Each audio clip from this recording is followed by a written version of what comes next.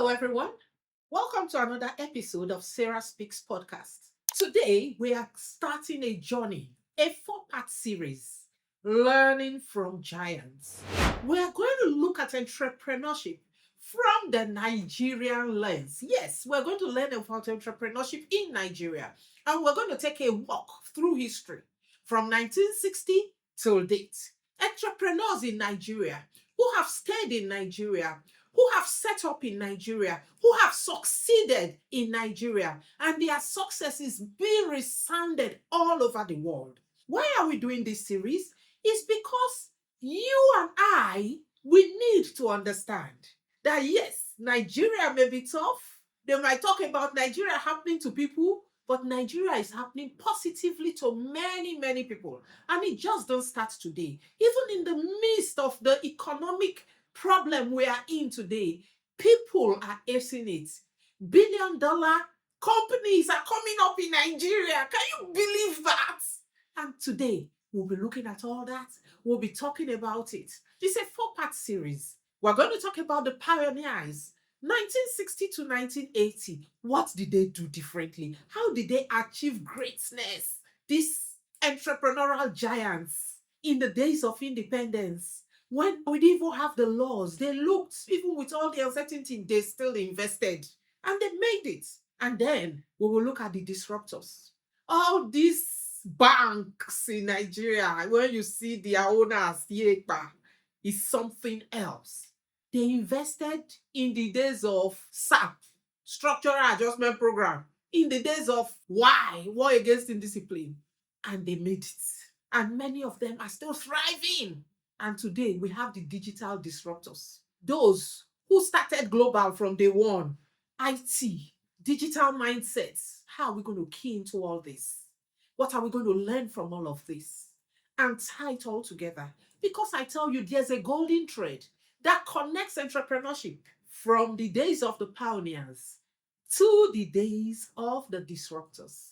That is our four-part series. The pioneers, the transformers, the digital disruptors, and the golden thread. What are we going to learn from all of this? Grab a cup of coffee, take a comfortable seat, your pen and your paper, or your Remarkable, or your tablet, and let's dive right in. Are you as excited as I am? This series is going to be a deal breaker for many people because we're going to learn and learn and learn. And as we implement the learning, I tell you, our business, our careers are never going to be the same again. See you right now.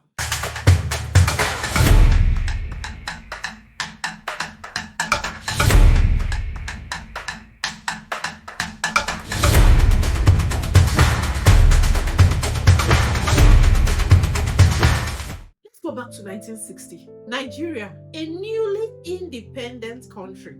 We were just starting on a journey of nationality, a new identity. People were filled with hope. It's a new era. Finally, the colonial masters have gone. We can now lead ourselves. Government has transited from foreigners to homegrown Nigerians.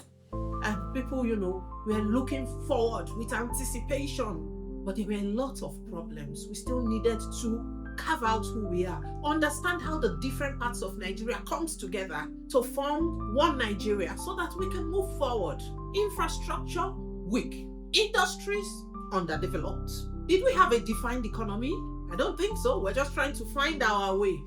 And in the midst of all that chaos and uncertainty, some of our fathers found the strength and the faith to invest. They had vision and they were willing to take the leap. Courage. They were courageous. They built businesses that did not only provide them with wealth, but they shaped communities. They were industry giants, but through their enterprise, they impacted on what Nigeria will become. And today I'm going to talk about a few of those giants that dared to invest in the midst of all that uncertainty. And they made it through consistency and dint of hard work. And one person that stands out is Michael Ibru. Growing up in Nigeria in the 1970s, I'm sure from 1960s, 1970s, 1980s, One name that stood out as an entrepreneur of repute was the Ibru family dynasty. They were into fisheries, they were into hospitality, they were doing a lot. He built the Ibru organization, larger than life. Many of their businesses are still with us today. Places like Sheraton Hotel, Federal Palace Hotel, former Oceanic Bank were all offshoots of the Ibru organization. He started his fishery business in the 1960s, and that is where he grew from. He started in fisheries, but he did not stay in fisheries. He diversified and he became a conglomerate. Those who lived in those times will understand what I'm talking about. Ibru was a dynasty, not just a name. Another name that we need to look at in terms of the pioneers is our own Edo father, Chief Gabriel Igbinedion, the Esama of Benin Kingdom. This is close to home for me because I'm an Edo lady. And we grew up in Benin hearing about Chief Igbinedion. He was larger than life. He set up the first indigenous airline, Okada Air, at a time when Nigeria Airways was the top of the line, British Airways. I don't think we didn't even have Virgin Airlines then. And Edo man set up Okada Airlines. Chief Rasaq Okoya came from very humble beginnings, but he was able to carve a niche for himself and create a dynasty for his family and his children. The name of the Esama of Benin Kingdom, Chief Rasaq Okoya, resounds globally based on what he has been able to achieve, and he has maintained it now into his 90s. He had the first soft drink manufacturing company in Edo State, Okada Dry.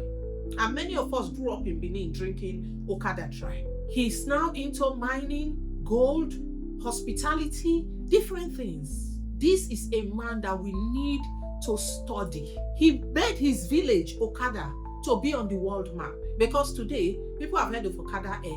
People that haven't even come to Africa, they've heard the name Okada. They don't know what it is. You know, people say, oh, I went to Igbinedion University in Okada. Put Okada on the world map. True entrepreneurship, not through government, not through contracts, true entrepreneurship. That is what people can achieve when they innovate, when they are consistent in plying their trade. When a man converts a village to become a thriving town, that is not just business, it's legacy. He has turned the fortunes of people in Okada around because now many more businesses have sprung up in that area because of his investments in Okada town, which is his ancestral home. Another name worth mentioning is Alhaji Alhassan Dantata. I will mention him because his business was carried forward into his nephew Dangote. He gave Dangote the money to start business. If there was no Dantata, we will not have a Dangote today. That tells you what entrepreneurship can birth.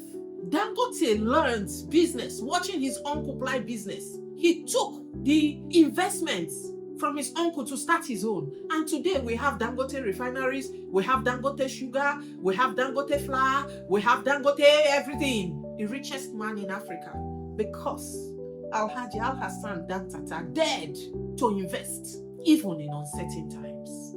We have other pioneers, Chief Rasaq Okoya of the Eleganza dynasty, Chief Alex Duduyemi, and many, many more from the north, the east, the southern part of Nigeria. We have industrialists. Have you heard of God is Good Motors, Edegbe Motors? We have many more people from all parts of Nigeria. The pioneers who set up business in the 1960s, 1970s, up to 1980, and they thrived.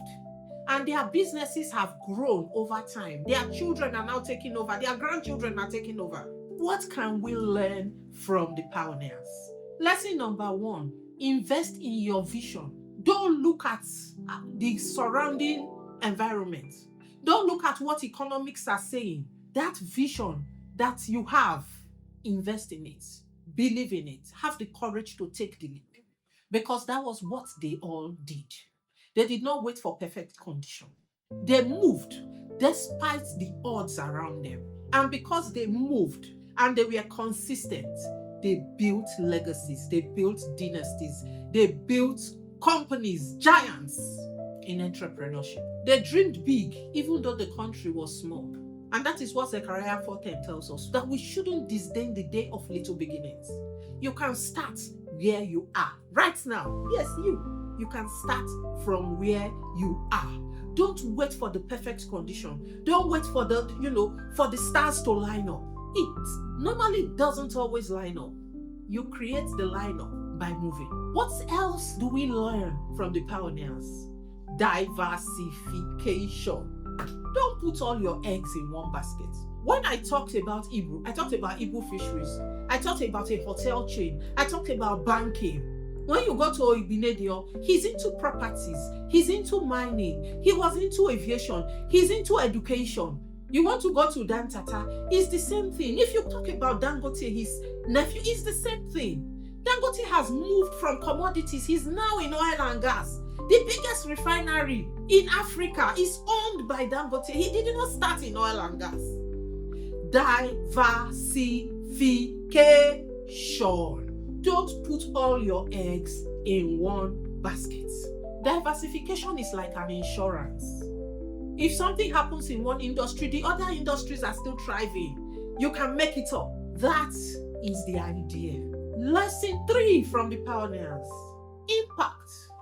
Impact is as important as profit. Don't only look at profitability. What legacy do you want to leave behind? How do you want to impact your communities? Your community where you come from, your community where you are doing business. Social in ESG is very important because your reputation will go where you cannot go. Your reputation will speak for you in rooms where you cannot enter. So, what legacy do you want to leave behind? These pioneers left legacies behind, and those legacies are still speaking today in 2025. They built communities, they built town halls, they built universities, they built schools, they built hospitals. They ensured that their wealth touched lives. Abiola was known for philanthropy all over Nigeria.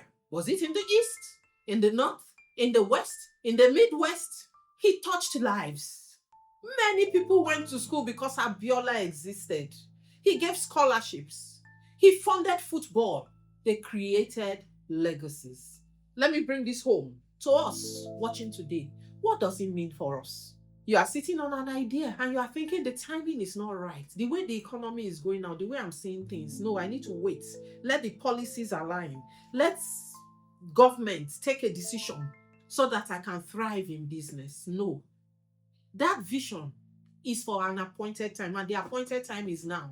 The best time was yesterday. The next best time is now. Invest in that vision. Invest in that idea. Remember, even in 1960, Nigeria was hard. It's still hard today. So if you are waiting for a time when Nigeria will not be hard, maybe your grandchildren will be the ones to start that business. That is the idea in your head today. Because if from 1960 to 2025, the hardness is still there, then it tells us that despite the situation, we must keep moving. At the time the pioneers invested, there was no internet. There was no advanced banking system. If you wanted to move money from Benin to Lagos, you needed to move it in cash. And yet, they excelled and they thrived. What did they have? They had vision, they had courage, and they had determination. And that is the golden thread we're going to see through this series. Vision, courage, and determination. Let me leave you with these thoughts. The future, who does it belong to? It belongs to people who see possibilities before they become obvious, by John Schooley. You need to see what people cannot see. The opportunities are there. They are plenty. Can you identify the opportunity when it's right before your eyes? The opportunities people grab and you are watching and saying, how didn't I get that? Because when the idea came, you killed it. You looked at all the negatives and why it won't work. Can we just change our mindset, flip it, and always begin to look at why it will work? Why you need to make that decision now? What are the things that are against it, and how do I turn it around to favor my idea and investment? What do I need to do? Yes, it's good to evaluate the risks, but every risk has a mitigation. What is that mitigation? What are we going to do differently? It takes you having a positive mindset to invest in the midst of challenges. It takes boldness and courage, but much more than that, it takes a vision that sees beyond today and into tomorrow. Until next time, when I come and we discuss the Transformers 1980 to 2000, keep dreaming, keep building, and remember, success is never by accident. It is a deliberate journey of consistency and innovation. I am Sarah Adiogo, and this is the Sarah Speaks Podcast, where we learn, where we grow, and where we all succeed together. Thank you.